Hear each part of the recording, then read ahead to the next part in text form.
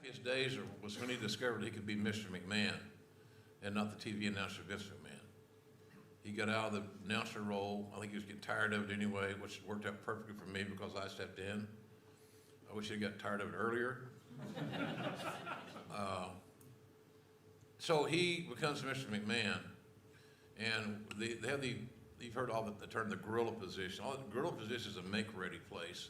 You've seen some pictures here, there, and y'all know those monitors, and Vince sits there and on the headset and talk to anybody in the building that's on the headset, to cameraman, the director, the producer, and of course the announcers. And so he's being Mr. McMahon that night and not doing a lot of producing, which is great for Lawler and I. Of course, he never did bitch at Lawler. Lawler never got his ass chewed out. I got it. God damn it, JR, get the king off his ass. It's like, why don't you tell him? Couldn't do it. Jerry didn't handle that well. And Jerry told the story I saw it somewhere on the podcast, he told that story lately that Vince never got on his ass. He didn't. He got on my ass to get on Jerry's ass. Now, what am I going to do? Vince said, you suck tonight, so fucking pick it up. Welcome back, everybody. So anyway, he's coming out there, he meaning Vince, pronoun boy. Get that, Conrad? No pronouns. And he walks down the aisle. He's in the grill position, and the guy running the grill position at that time was Jerry Briscoe, the great scout for us. It hadn't been for him, I wouldn't have been able to close in Brock Lesnar and others. Jericho for one, Big Show for another. We were a good team. And we had a good eye for talent, I thought. We got lucky too, I'm sure. So Vince is, the one thing about Briscoe's got a very weak stomach. A really weak stomach. So weak that we're in upstate New York. Let's give one illustration here to get back to my story. I'm not going to see now. We go into a all-night eatery, like a Waffle House or a Denny's or something like that. After a show, it's cold, cold, cold. And he was driving, and he was also, it's his turn to buy. So I get out of the car before him. Unfortunately, I had a little gas problem.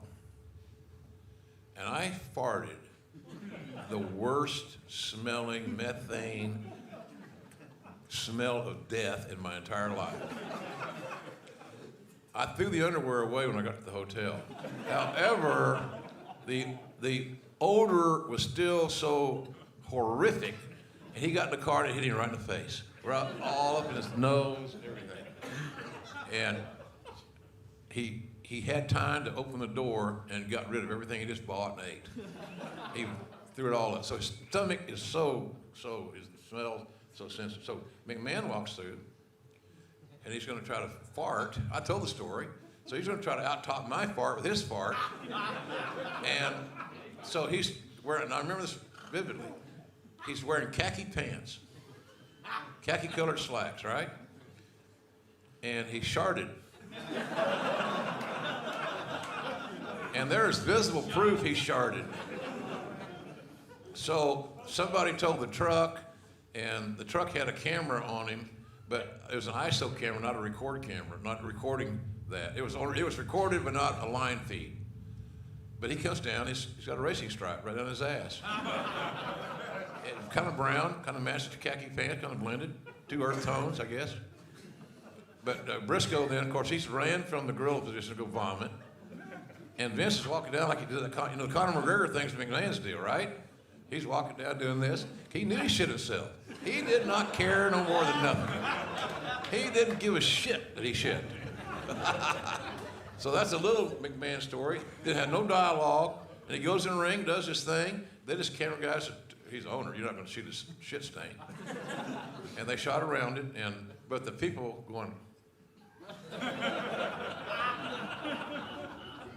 It was a good story. And Briscoe was the classic, though. He bolted from there like he'd been shot, assassinated. I'm bleeding to death. I got to run. So it's good stuff.